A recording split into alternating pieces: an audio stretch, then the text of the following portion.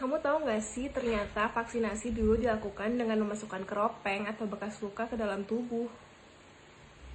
Metode ini ditemukan di Cina pada sekitar tahun 1500-an atau lebih awal lagi. Dan untuk bisa kebal dari cacar, keropeng atau bekas luka cacar dimasukkan lewat hidung.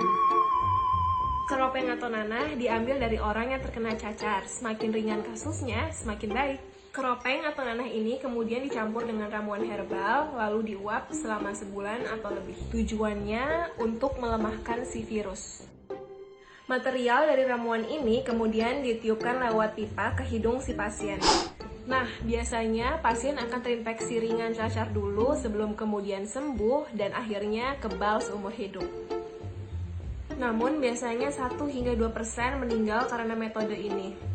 Tapi di masa awal wabah cacar ini bisa membunuh 20-30% orang yang terinfeksi. Sehingga kematian 1-2% masih dianggap lebih baik. Metode lainnya adalah dengan cara memotong tangan atau kaki pasien, kemudian memasukkan keropeng atau nanah ke dalam luka terbuka tersebut. Metode ini digunakan di beberapa tempat di India, Afrika, hingga Turki.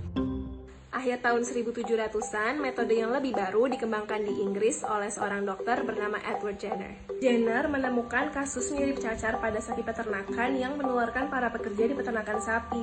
Bedanya, cacar ini gejalanya lebih ringan. Para pekerja yang terinfeksi cacar sapi ini jarang sekali tertular cacar.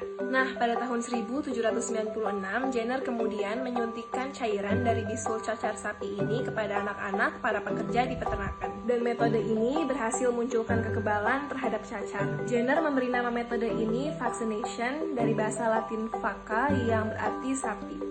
Vaksinasi berhasil menghapus cacar dan sekarang terdapat vaksin untuk campak, gondok, tetanus, polio, rabies, Ebola, dan sekarang COVID-19 yang pastinya sudah lebih aman, tidak sakit dan higienis. Gimana? Kamu udah siap divaksin belum? Tulis di kolom komen ya.